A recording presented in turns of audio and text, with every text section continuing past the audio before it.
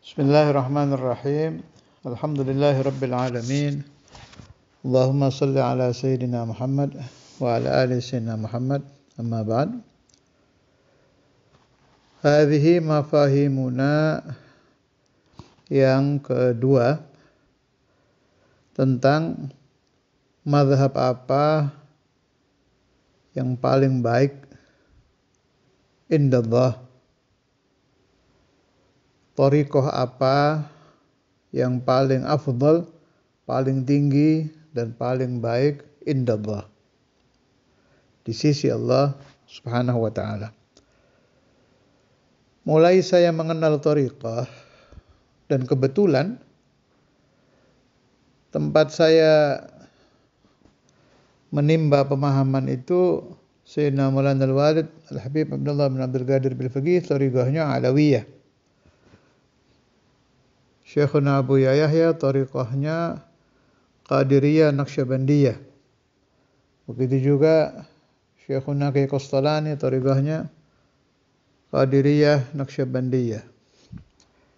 Kemudian Syekhu Masyaikhina Kiai Said thariqahnya Tijaniyah. Kalau maslaknya Sanusiyah. Sanusiyah juga ada Kutubut Tauhid, juga thariqah Sanusiyah juga ada. Tapi yang saya dengar dari Syekhuna Kiai Ahmad, Kiai Said membeatnya Tijaniyah. Dan lain-lain. Tabarakna min sina Maulana Al-Imam Muhammad bin Ali Al-Maliki, thariqahnya beda. Wa tabarakna min fulan wa fulan, wa akhadna al-ijazah min fulan wa fulan, thariqahnya beda-beda semua. Sehingga dari dulu saya itu bertanya-tanya, mana yang paling utama, paling tinggi, paling bagus, thariqah apa ini? Kalau saya bertanya kepada para pengikut Alawiyah, mereka mengatakan Alawiyah. Begitu juga di kitab-kitab thariqah Alawiyah, afdhalul thara'iq thariqah Alawiyah. Kalau kita muthala'ah Kutubut Tijani, afdhalul thara'iq Tijaniyah, Qadiriyah. Kitab-kitab beliau-beliau itu kalau kita lihat, afdhalul thara'iq Qadiriyah.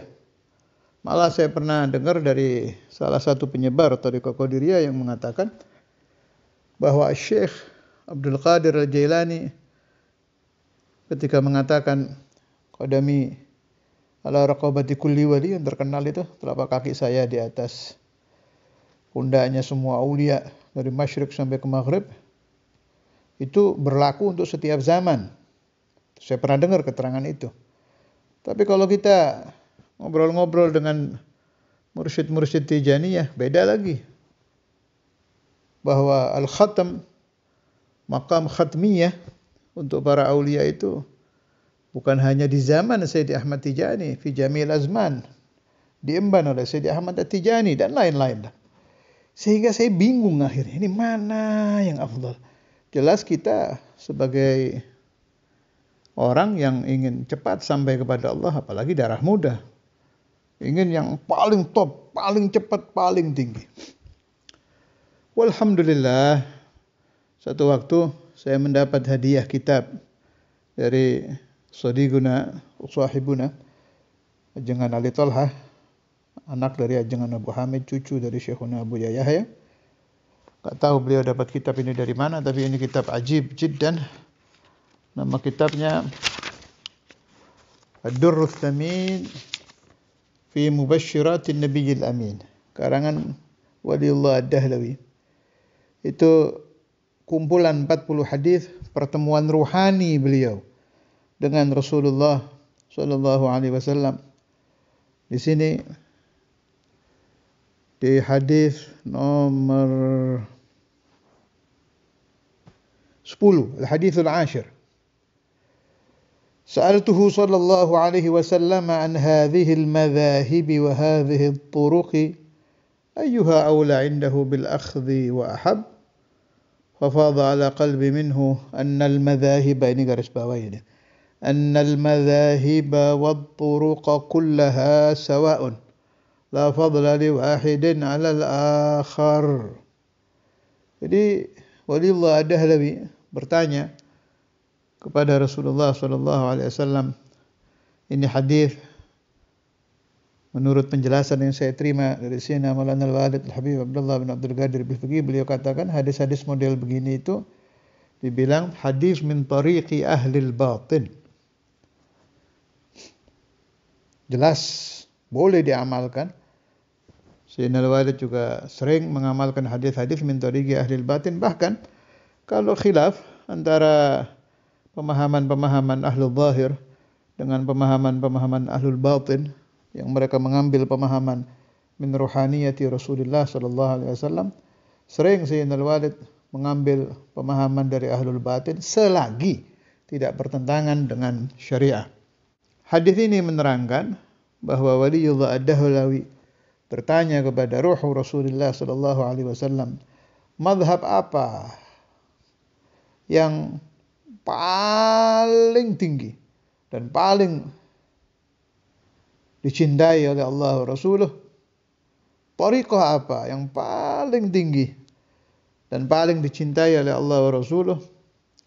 Dijawab oleh Nabi Muhammad sallallahu alaihi wasallam, semua mazhab, yakni Syafi'i, Maliki, Hanafi, Hambali, wal turuqi, tariqah Qadiriyah, Naqsyabandiyah, Alawiyah, Tijaniyah dan lain-lain, semuanya itu sama saja. La fadla li wahidin 'alal akhar. Tidak ada satu mazhab yang lebih tinggi dari mazhab yang lain. Tidak ada tariqah yang lebih tinggi dari tariqah yang lain. Ketika saya menemukan ini, saya mendapat obat yang sangat mujarab menjawab kebingungan saya bertahun-tahun. Dan pas cocok saya dengan jawaban ini. Semua tariqah sama. Semua mazhab sama baik. Titik. Pahami ini dulu, baru kita berpikir lagi. Yang tepat, yang cepat, dan yang mujarab mengobati penyakit batin kita, para salik, para murid, thariqah yang mana silahkan dipilih sendiri-sendiri. Jelas saya baca di dalam kitab-kitab Sayyidina Al-Qutb Al-Habib Abdullah bin Alawi Al-Haddad, beliau mengatakan apabila kita disuruh memilih thariqah yang telah diambil oleh keluarga kita, oleh nenek moyang kita, dengan thariqah lain, kita tetap mengutamakan thariqah keluarga dan nenek moyang kita. Itu penjelasan Imam Al-Haddad. Ada istilah bahasa li'annahul abu wa syekh.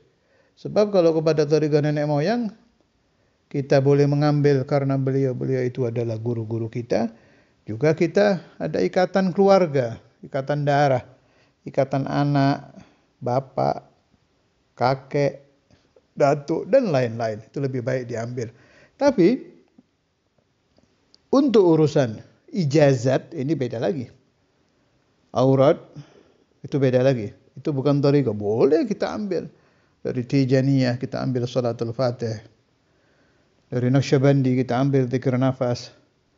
Dari Qadiriyah kita ambil zikir jahr. Dari Syadziliyah kita ambil nasar. Boleh, ya juz. Dari mana kita tahu boleh? Masyayikhuna hakadha. Itu Hizbun Nasr al-Imam Syadzili seumur-umur dibaca di Darul Hadith.